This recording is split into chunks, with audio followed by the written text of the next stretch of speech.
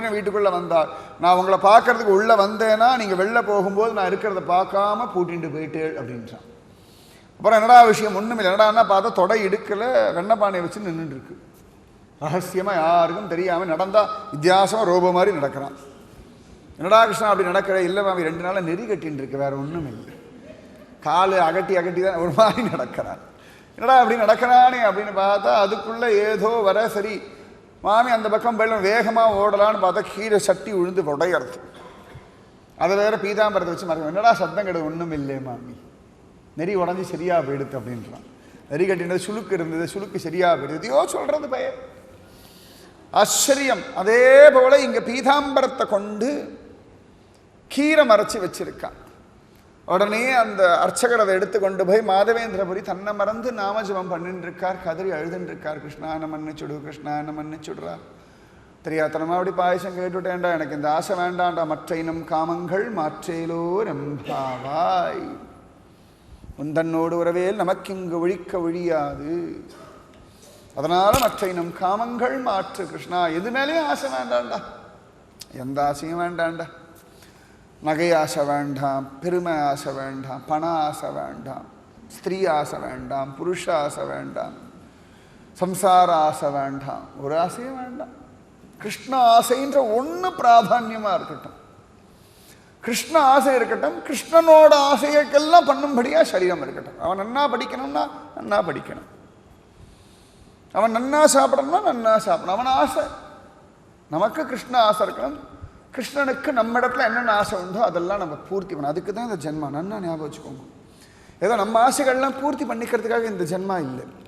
நம்ம ஆசைகள் பூர்த்தி பண்ணிக்க முடியாமல் தான் புனரப்பி ஜனனம் புனரப்பி மரணம்னு சுற்றின்னு இருக்கும். திரும்பி இந்த ஜென்மாவிலையும் நம்ம ஆசை. இன்னைக்கு இது சாப்பிடணும், நாளைக்கு அது சாப்பிடணும்.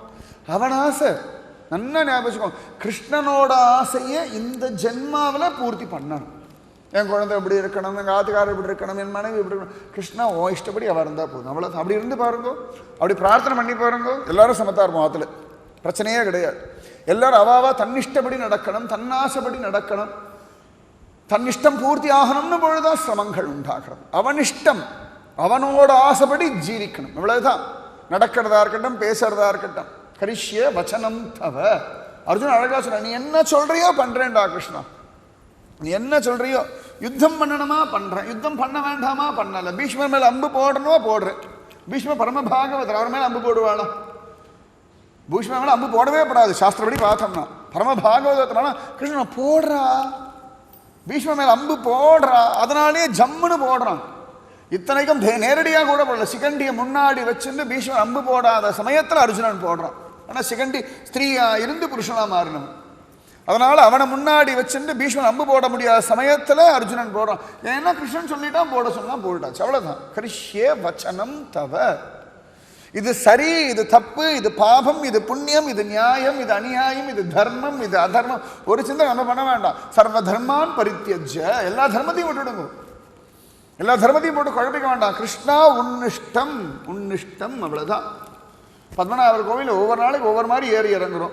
திடீர்னு பார்த்தா ஒரு கயிறு கட்டுறா, திடீர்னு பார்த்தா வடக்கு நடையில் போங்கோன்றா, திடீர்னு பார்த்தா தெற்கே நடையில் வாங்கோன்றா, திடீர்னு கிழக்கு நேரம் நுழைங்கோன்றா. நமக்கு ஒன்றும் புரிய மாட்டேங்குது. அன்னைக்கு பத்மநாபன் எந்த வழியில் நுழைய வைக்கிறாரோ அந்த வழியில் ஏறி இறங்க வேண்டும், அவ்வளவுதான். திடீர்னு இப்படி கயிறு கட்டி இப்படி போகப்படா, நரசிம்மர் சன்னை சுத்த முடியாதுன்னு திடீர்னு வா, நரசிம்மர் சன்னை சுத்தப்படாதுன்னு வா, திடீர்னு ஒரு கயிறு கட்டி இப்படி சுற்றின்னு மண்டபத்தை சுற்றிட்டு போங்கோன்னு வா. திடீர்னு வடக்கு நடையாவே கிழக்கு நடையில் ஆரம்பித்து வடக்கு நடையில் சுற்றி இப்படி வருவோம். சமயத்தில் தெற்கே நடை வழியாக போய் கிழக்கே நடையில் இப்படி வந்து இப்படி ஒரு ரவுண்ட் அடித்து கருடன் வழியாக நுழைஞ்சு இப்படி எல்லாம் சுற்றி என்ன போனால் அவருக்கு அன்னைக்கு என்ன தோன்றதோ அந்த மாதிரி எல்லாம் நம்மளை ஆட்டி வைக்கிறார். ஒவ்வொரு நாளும் எப்படி வேணா ஆட்டி வைக்கட்டுமே, அவனுக்கு தெரியுமே. பத்மநாபருக்கு தெரியாதா, எம்பெருமானுக்கு தெரியாதா? அவன் இஷ்டம்னு கதறியானம். கிருஷ்ணா ஒன்னு இஷ்டப்படி இருக்கணும், ஒன்னு இஷ்டப்படி இருக்கணும், ஒன்னு இஷ்டப்படி இருக்கணும். மாதவேந்திரபுரி பிரார்த்திச்சுருக்கார். தோளை தற்றார் அர்ச்சகர். கண்ணை திறந்து பார்க்கிறார். கையில் பானையோட பாயசம். கிருஷ்ணான்னு கதறார் மாதவேந்திரபுரி. அர்ச்சகர் சொல்றார், அஜோ தப்பு பண்ணிட்டேனே கேட்டுட்டேனே. அவர் சொல்றார், கிருஷ்ணனே வந்தான், உங்களுக்காக திருடி வச்சிருக்கான். பீதாம்பரத்தை திருடி வச்சுட்டு இருந்தான் பையன். நானும் மறந்தே போயிட்டேன். மாயையில் மயக்கி வச்சுட்டான் அவரை. டெய்லி கரெக்டாக 12 பானை பாயசத்தை எடுத்து எல்லாருக்கும் விநியோகம் பண்ணுவார். 12 ஒரு பாயசம் எடுத்து எல்லாரும் கணக்கு பண்ணுவார். அன்னைக்குன்னு பார்த்து யாருமே 11 பாயசம் பானை கணக்கே பண்ணணும். அதுதான் பகவானுடைய மாயை. பகவானுடைய மாயை இருக்கு பாருங்கோ, பரமபலம் உடையது. தெய்வி ஏஷாம் குணமயி மம மாயா துரத்தியா. தாண்டவே முடியாது. தாண்டிட்டோம் நினைக்கும் போதே விழுந்துருவோம். தாண்டிட்டோம் நினைக்கும் போதே விழுந்துருவோம். ஒவ்வொரு நாளும் அந்த மாயையிலேருந்து வெளில வரணும். அது அவன் கிருபை பண்ணால் ஒழிய நடக்காது. அதுக்கு தான் டெய்லி போய் பத்மநாபரை பாருங்கோ பாருங்கோ பாருங்கோ பாருங்கோ பாருங்கோ தலபாடாக அடிச்சுக்கணும். பார்த்தா மாயை விலகிடும்னா போதுமே. உட்காந்து ரிஷிகேஷில் போய் இல்லாட்டி இமாச்சலத்தில் போய் நல்லா கடும் குளிரில் உட்காந்து தியானம் பண்ண நமக்கு ஆகாது. முடியுமா? மொத்த காலம் இன்னும் தவம் பண்ண நமக்கு ஆகாமல். டெய்லி பத்மநாபரை பார்த்தா மாயா தானாக ஓடி போயிடுவார். மாயை தானாக விலகிடுவோம். அதுக்கு தான் டெய்லி நேரம் கிடைக்கும் போதெல்லாம் பத்மநாபரை போய் பாருங்கோ பாருங்கோ பாருங்கன்னா இந்த மாயை தானாக விலகும். உங்களுக்கு வேறு எதுவுமே தெரிய வேண்டாம். டெய்லி பத்மநாபரை பார்க்கறதுன்னு ஒரு முரட்டு பிடிவாதமாக வச்சுட்டு பாருங்கோ. ஒவ்வொரு நாளாகவே இந்த பக்தியை வசந்து வந்துட்டே இருக்கும். இந்த மாயை தானாக விலகும். தானாகவே நம்மளை விட்டு போகும். நிஜமாவே சிரமமே இல்லாதபடிக்கு கையில் அழகாக சோப்பு போட்டு அலம்பினா அவள் ஜேம்ஸ் எல்லாம் கொண்டு விடுற கிருமிகள்லாம் நாசமாகிடும். எதுக்கும் கவலைப்பட வேண்டாம். ஒரே ஒரு சொட்டு போடும் லைஃப் பாய் போட்டு அலம்பினா எல்லாம் போயிடுன்றா இல்லையா? அந்த மாதிரி டெய்லி பத்மநாபரை பார்த்துல மாயை தானாக உங்களை விட்டு தானாக இறங்கி போயிடுவார். அலம்பி விட்டா போல இருக்கும். அத்தனை விசேஷம் பகவத் தியானம். அவர் கதறி அவர் சொல்றார், பகவான் திருடி வச்சிருக்கான் உமக்காகவே அச்சோ நவநீத சோரா, இப்போ கீர் சோரனானாயோ அப்படின்னு கதறினார். துவாபரயுகத்திலே நவநீதத்தை சோரணம் பண்ணவன், கோபிகளுடைய வஸ்திரங்கள் எல்லாம் அபகரிச்சுட்டு போய் மேலே உட்கார்ந்தவன், ஆச்சரியமா என்னுடைய ஹிருதயத்தையும் கொள்ளடிச்சவன், இங்க கலியுகத்தில் மாதவேந்திரபுரிக்காக கீரையும் சோரம் பண்ணிட்டான். அழகா கீர் சோரனானான். கீர் சோர கோபிநாதன் இன்னைக்கும் அந்த மூர்த்தி இருக்கான்.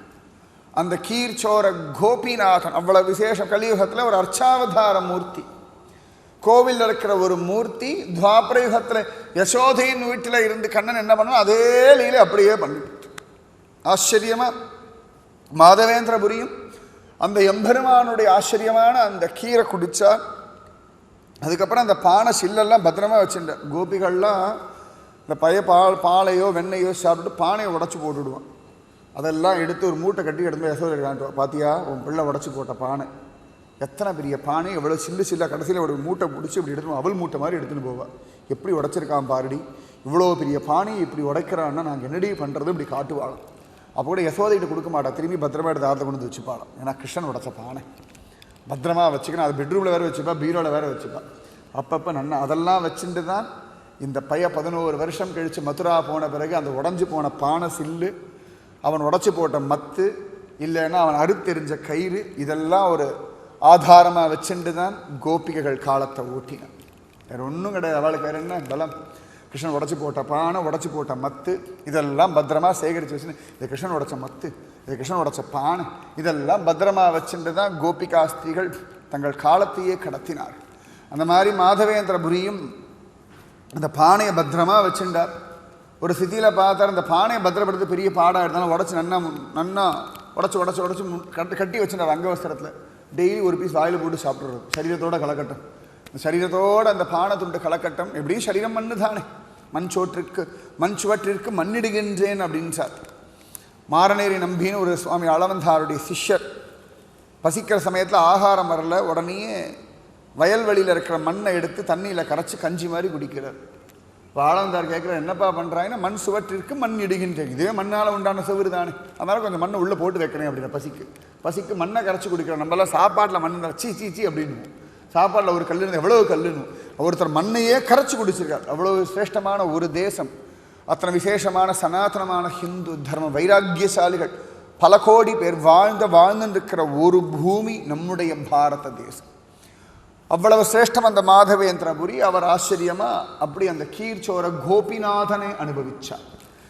துவாபரயுகத்தில் நவநீத சோரம் பண்ணவனே கலியுகத்தில் ஆச்சரியமா ஒரு கீரையும் சோரம் பண்ணி வச்சுட்டான் அப்படின்னு ஆச்சரியமாக காண கிடைக்கும். அந்த மாதிரி நிறைய லீலைகள் கலியுகத்திலே பண்ணியிருக்கான். எத்தனையோ பேரிடத்துல ஆச்சரியமா ஒரு பக்தாவுடைய விரகத்தில் டெய்லி வெண்ணை திருடிண்டே இருந்தான். ரொம்ப நாள் கழிச்சு தான் அவனை பிடிச்சா, கையும் களவுமா பிடிச்சான்னு காண கிடைக்கும். நிறைய பக்தாளுடைய வைபவங்களில் பகவான் நன்னா திருட்டுத்தனம் பண்ணி மாட்டின்னு இருக்கான் அப்படின்னு காண கிடைக்கிறது.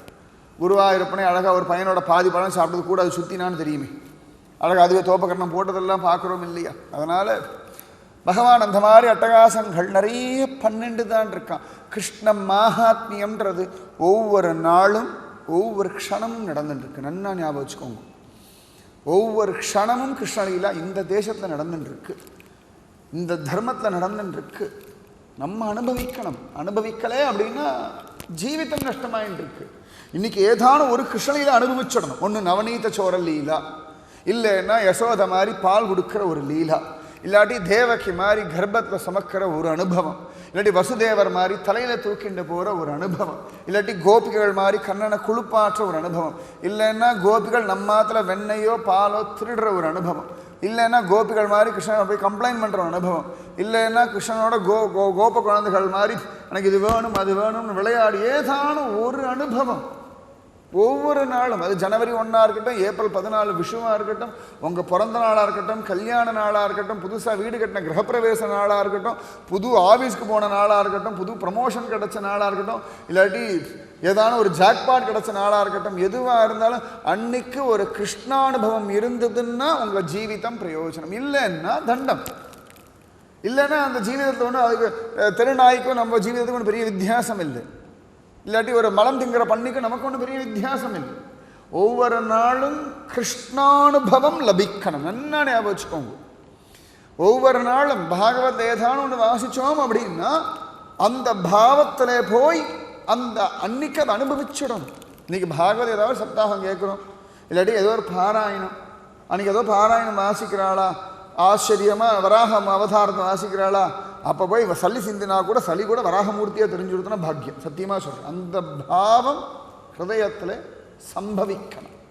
எங்கேயாவது ஒரு தூண் இடிஞ்சு விழுந்தால் கூட நரசிம்மர் தெரிகிறான்னு பார்க்கணும். ஆற்றுல எங்கேயாவது செவுத்தில் கிராக் விட்டா செவரு கிராக் விட்டு கொடுத்தே இப்போ தானே பூசா கட்டணும், சிமெண்ட் பூசணும், இப்படி தோணப்படாது.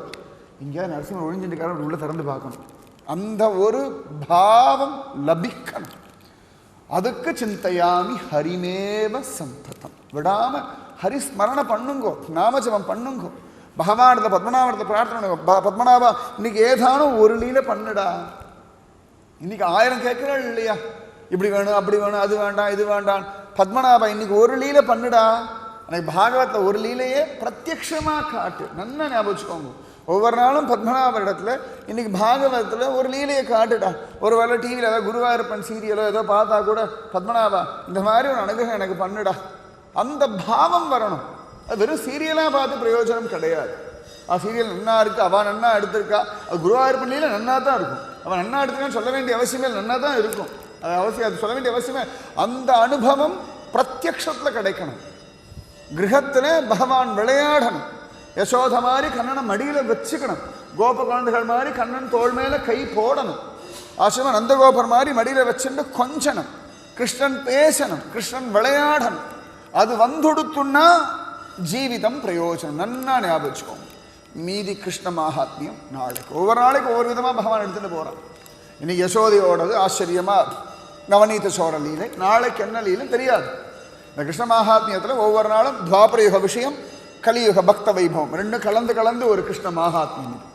இது அதாவது கலியுக பாகவதம், துவாபரயுக பாகவதம், சுகபிரம்ம மகரிஷி சொன்ன ஒரு பாகவதம், சூத பௌராணிகர் சொன்ன ஒரு பாகவதம், அது கூடவே பக்தர்கள் அனுபவிச்ச பாகவதம். நன்னா ஞாபகம். பக்தர்கள் சொன்ன பாகவதம் இல்லை, பக்தர்கள் அனுபவிச்ச ஒரு பாகவதம். அதனால தான் கிருஷ்ண மகாத்மியம்னு தலைப்பு கொடுத்தோம். துவாபரயுகத்தில் அவர்கள் அனுபவிச்ச பாகவதம், கலியுகத்தில் பக்தர்கள் அனுபவிச்ச பாகவதம். நாளைக்கு துவாபரயுகத்தில் என்ன பாகவதமோ, கலியுகத்தில் என்ன பக்த பாகவதமோ தெரியாது, அனுபவிப்போம். அது இந்த கிருஷ்ணனுக்கு என்ன தெரியுமா, அவன் எதை ஆசைப்படுறானோ அந்த மாதிரி அனுபவிப்போம். இன்னைக்கு கரெக்டாக நவநீத சொன்ன மாதிரி கோமணத்தை கட்டிட்டு தான் நிற்கிறது. தேமேன்னு கை எப்படி கையில் ஒரு வெண்ணையை வேறு வச்சுட்டு தான் நிற்கிறான். இன்றைக்கி பையன் கையில் வெண்ணையும் வச்சுட்டு தான் கரெக்டாக இன்றைக்கி ஃபுல்லாக நவநீத சொல்ற லீலையாக தான் அவன் வச்சுட்டு இருக்கான். அதனால் நாளைக்கு அவன் என்ன நினைக்கிறானோ அதுபோல ஒரு லீலை. Radhe Krishna. Radhe Krishna Krishna Radhe, Radhe Krishna Krishna Radhe, Radhe Krishna Krishna Radhe, Radhe Krishna Krishna Radhe, Radhe Krishna Krishna Radhe, Radhe Krishna Krishna Radhe, Radhe Krishna Krishna Radhe, Radhe Krishna Krishna Radhe, Radhe Krishna Krishna Radhe, Radhe Krishna Krishna Krishna Radhe Radhe Krishna Krishna Radhe Radhe Krishna Krishna Radhe Radhe Krishna Krishna Radhe Radhe Krishna Krishna Radhe Radhe Krishna Krishna Radhe Radhe Krishna Krishna Radhe Radhe Krishna Krishna Radhe Radhe Krishna Krishna Radhe Radhe Krishna Krishna Radhe Radhe Krishna Krishna Radhe जय सद्गुरु महाराज की समस्त भागवदल को गोविंद नाम संकीर्तनम गोविंदा जय जानकी कांत स्मरणम गोपिका जीवन स्मरणम ஆழ்வார் திருவடிகளே சரணம் ஆண்டாள் திருவடிகளே சரணம் எம்பெருமானார் திருவடிகளே சரணம் சர்வம் குருவர்ப்பணம் जय श्री राधे कृष्णा सत्संग की जय जय श्री पूज्य श्री श्री अम्मावक जय जय श्री भारत माता की जय लोका समस्ता सुखिनो भवन्तु लोका समस्ता सुखिनो भवन्तु लोका समस्ता सुखिनो भवन्तु ओम शांति शांति शांति जय श्री इंदु माता की जय जय श्री श्री श्री अनंत पद्मनाभ स्वामी की राधे कृष्ण।